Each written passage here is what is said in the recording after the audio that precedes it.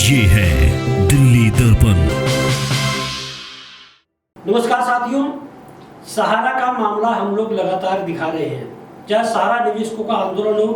भुगतान का मामला हो, सहारा मैनेजमेंट की अराजकता का मामला हो, या सहारा मीडिया में जो आंदोलन हुआ उसका मामला हो,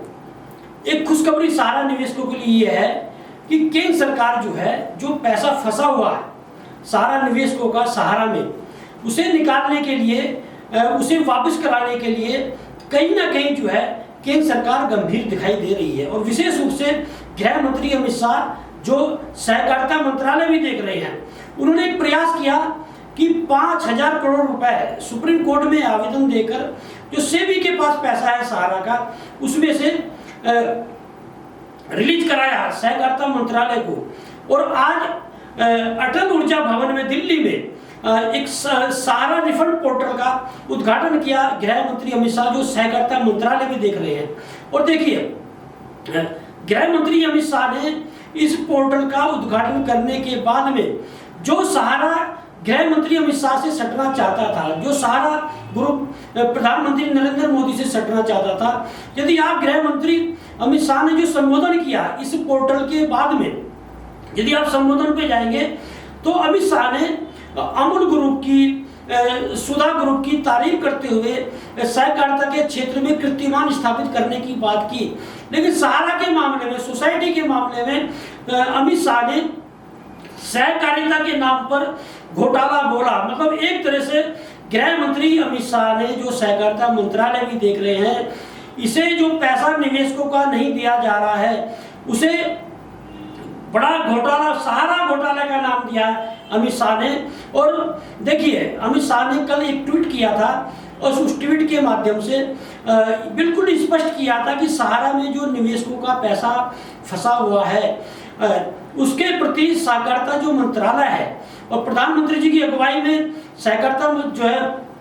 कोई जो बढ़ावा दिया जा रहा है, सहकारिता मंत्रालय निवेशकों का पैसा दिलवाने के लिए संकल्पित है। और कल जो ट्वीट किया था उन्होंने, आज के लिए बोला था कि कल जो है सहारा रिफंड पोर्टल का उद्घाटन होगा और सहारा निवेशकों के लिए एक राहत का जो है एक विषय की बात जो है गृह मंत्री अमित शाह ने कही थी। और गृह मंत्री अमित शाह की आज जो है पोर्टल के बाद में यदि आप बॉडी लैंग्वेज देखेंगे तो निश्चित रूप से सहारा के इस मामले में कहीं ना कहीं नाराजगी उनकी दिखाई दी। और सहारा की बात देखिए, कल ये जानकारी मिल रही थी, जो कृष्णा होटल है दिल्ली में 50 कमरे बुक किए गए थे। मतलब सहारा जो है ग्रुप, वो निवेशकों को पैसा देने के लिए तैयार नहीं है। तमाम FIR दर्ज होने के बावजूद गंभीरता से सहारा ग्रुप नहीं ले रहे, विशेष रूप से जो चेयरमैन है सुब्रत राय, वो गंभीरता से नहीं ले रहे हैं। और ये जो 5,000 करोड़ रुपए जो सहकारिता मंत्रालय के माध्यम से, CRC के माध्यम से जो जारी होने की बात की गई, इसमें सहारा ग्रुप जो है वो वाई बटोरना चाहता है। और इस मामले में मैं स्पष्ट कर दूं कि ये जो पैसा जो है निवेशकों को दिया जाना है, जो बातें सामने आई है उसके हिसाब से कि 30,000 से नीचे जो निवेशकों का पैसा है अभी फिलहाल उन्हीं लोगों को मिलना है। या अभी 10,000 जो है रुपए जो निवेशक है, जो 4 जो सोसाइटी हैं, जिन सोसाइटी की बात की जा रही थी, उन सोसाइटी के ही निवेशकों को ये पैसा मिलना है। और यदि आप बात करेंगे कि गृह मंत्री अमित शाह ने वहां पर क्या बोला, तो ये जो 4 सोसाइटी हैं, ये Sahara credit cooperative society limited, Saharayan universal multipurpose society limited, Sahara India credit cooperative society limited, stars multipurpose cooperative society limited. मतलब इन्हीं 4 जो सोसाइटियां हैं, इनसे जुड़े जो निवेशक हैं उन्हें ही पैसा ये मिलना है। और ये कहा जा रहा है कि फिलहाल जो है वो 10,000 रुपए तक मिलेंगे, उसके बाद में जो है उसकी 15,000 किया जाएगा, फिर 20,000 किया जाएगा, 30,000 किया जाएगा और 50,000 तक की भी बात सामने आ रही है। देखिए, इसमें कहीं से दो राय नहीं है कि 3 लाख करोड़ से ऊपर का बकाया भुगतान जो है वो निवेशकों का सहारा पर बताया जा रहा है। उसके हिसाब से जो सहकारिता मंत्रालय के माध्यम से ये जो रिफंड पोर्टल खुला है कि एक तरह से ऊंट के मुंह में जीरा कहा जा सकता है। लेकिन इसमें भी कहीं से दो राय नहीं है कि गृह मंत्री अमित शाह का एक सकारात्मक प्रयास है। और ये सकारात्मक प्रयास जो है, जिस तरह से ये माना जा रहा है कि कहीं ना कहीं जो है निश्चित रूप से जो है सहकारिता मंत्रालय की एक प्रतिबद्धता होती है और संकल्पित है सरकार की, भाई निवेशकों का जो पैसा फंसा हुआ है। लेकिन इसमें भी कहीं से दो राय नहीं, सहारा के अलावा ऐसी भी बहुत ठगी कंपनियां हैं जिनका निवेशकों का पैसा फंसा हुआ है, या लाखों लाखों रुपए निवेशकों का है। 10,000 से कोई ऐसा कोई बहुत बड़ी जो है निवेशकों को राहत मिलने वाली नहीं। लेकिन जो छोटे निवेशक हैं बेचारे, जिनके 10, 20, 20,000 या 30,000 जो है पैसा फंसा हुआ है, उनको निश्चित रूप से इस जो गृह मंत्री अमित शाह का जो प्रयास है उससे राहत मिलेगी। और ये 2.5 करोड़ लोग जो है निवेशकों के लिए ये राहत मिलने की बात सामने आई है। ऐसे में प्रश्न ये उठता है कि जैसे गृह मंत्री अमित शाह ने ये सोसाइटी का घोटाला बोला है, सहारा में जो पैसा फंसा हुआ है, तो सुब्रत राय के खिलाफ तमाम FIR दर्ज हो चुकी है, सुब्रत राय के खिलाफ तमाम प्रदर्शन चल रहे हैं। तो ऐसे में ये भी प्रश्न जो है गृह मंत्री और अमित शाह के लिए है कि फिर सुब्रत राय की गिरफ्तारी क्यों नहीं होती है।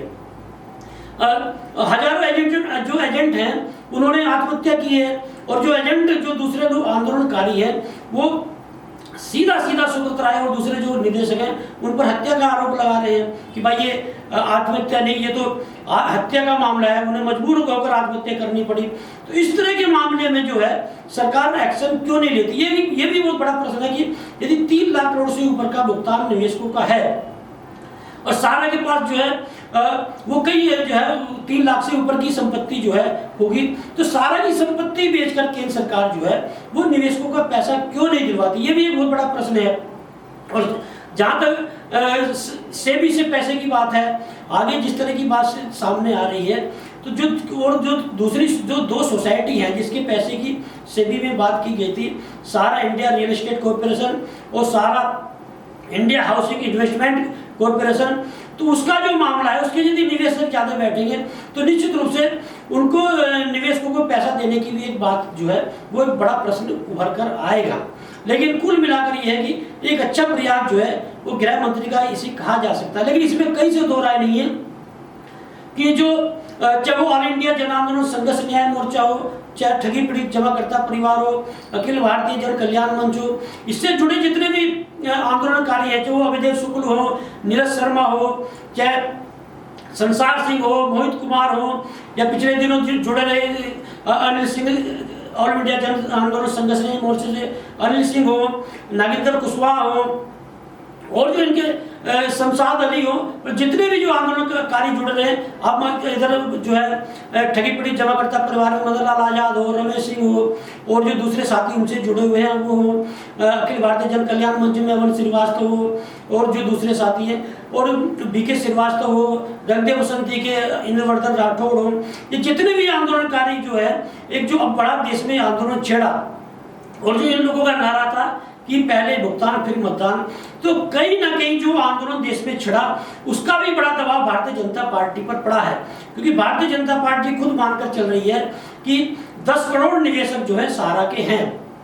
तो 10 करोड़ यदि लोग सहारा से यदि नाराज हो जाते हैं तो निश्चित रूप से बड़ा वोट बैंक जो है वो भारतीय जनता पार्टी का प्रभावित हो सकता है। और ये भी माना जा रहा है कि ये जो निवेशक हैं ये भारतीय जनता पार्टी के अधिकतर इसमें समर्थक बताए जाते हैं। तो कहीं ना कहीं जो चुनाव आने जा रहा है 2024 का, एक उसके चलते भी जो केंद्र सरकार की कवायद है, तो ऐसे में प्रश्न ये उठता है यदि दबाव केंद्र सरकार पर आंदोलन का पड़ा है और यदि आज 10,000 रुपए जो है वो निवेशकों को मिलने की बात सामने आई है, तो देश में जो आंदोलनकारी है एक बड़ा आंदोलन खड़ा करते हैं, एक बड़ा दबाव केंद्र सरकार पर बनाते हैं, एक बड़ा दबाव भारतीय जनता पार्टी पर बनाते हैं, तो निश्चित रूप से जो अधिक से अधिक जो है भुगतान सारा निवेशों का ऐसे में हो सकता है। क्योंकि 2024 का जो चुनाव आ रहा है, विपक्ष की जो लामबंदी है, जिस तरह से पहले पटना में 23 जून को मीटिंग हुई और जो कल बेंगलुरु में मीटिंग हुई और जो है 26 दलों की वहाँ पर जो है शामिल होने की बात आई, इधर NDA की भी मीटिंग चल रही है, तो आर पार की जो लड़ाई 2024 के चुनाव में सत्ता पक्ष और विपक्ष में होने जा रही है, तो एक वोट का, एक मतदाता का इस पर ख्याल रखा जा रहा है। तो सहारा का जो मामला है एक बड़ा मामला उभर कर आया है, एक बड़ा वोट बैंक प्रभावित होने की आशंका भारतीय जनता पार्टी को है। तो ऐसे में आंदोलनकारी जितना दबाव 2024 के लोकसभा चुनाव से पहले बना लेंगे, उतना पैसा जो है इस सारा के निवेशकों या दूसरी ठगी कंपनियां उनके निवेशकों अधिक से अधिक पैसा मिल पाएगा। और यदि देखिए इसमें कहीं से दो राय नहीं कि आज जो सारा रिफंड पोर्टल का उद्घाटन हुआ है निश्चित रूप से सारा निवेशकों के लिए एक बड़े राहत का विषय है। और यदि 10,000 रुपये भी यदि किसी निवेशक को मिलते हैं तो वो भी एक बड़ी राहत ऐसे में मानी जाएगी। लेकिन जो लाखों लाखों रुपए जिन लोगों का फंसा हुआ है, जिनके परिवार तो बर्बाद हो चुके हैं, तो उन्हें आगे उम्मीद कैसे जगे, तो उसके लिए एक बड़ा प्रयास करना पड़ेगा। और इसमें कहीं से दो राय, जब एक प्रयास शुरू होता है सरकार की तरफ से तो बड़ा विस्तार रूप भी ले सकता है। ऐसे में प्रयास ये करना होगा आंदोलनकारियों को कि किसी तरह से केंद्र सरकार जो है सारा से पैसा लेकर, देखिए सेबी के पास जो पैसा जमा है वो इतना पैसा नहीं है। 24,000 करोड़ रुपए जमा हुआ, अभी 5,000 करोड़ रुपए उसमें रिलीज करा लिया गया है। तो यदि 19,000 करोड़ रुपए और जो बचता है यदि वो भी मिल जाता है तो उससे भी कोई राहत की बहुत बड़ी राहत निवेशकों को मिलने वाली नहीं है। ऐसे में सारा निवेशकों का पैसा मिलने का एक ही उपाय है कि या तो केंद्र सरकार एक बड़ा फंड जारी करे या दूसरा सारा की जो संपत्ति है उसकी नीलामी होकर जो है सारा को पैसा दिया जाए। ऐसे में प्रश्न ये उठता है कि जो आंदोलनकारी हैं वो इस पोर्टल के लॉन्च होने के बाद में या जो प्रयास केंद्र सरकार ने किया है उससे कितने संतुष्ट हो पाते हैं, निवेशक कितने संतुष्ट हो पाते हैं, या केंद्र सरकार जो आगे सारा से और जो दूसरी ठगी कंपनियां हैं उनसे पैसा दिलवाने के लिए क्या प्रयास करती है। लेटेस्ट खबरों के लिए सब्सक्राइब करें हमारा YouTube चैनल या फिर लॉग इन करें www.delhidarpantv.com। खबरों की कवरेज और विज्ञापनों के लिए संपर्क करें इस नंबर पर।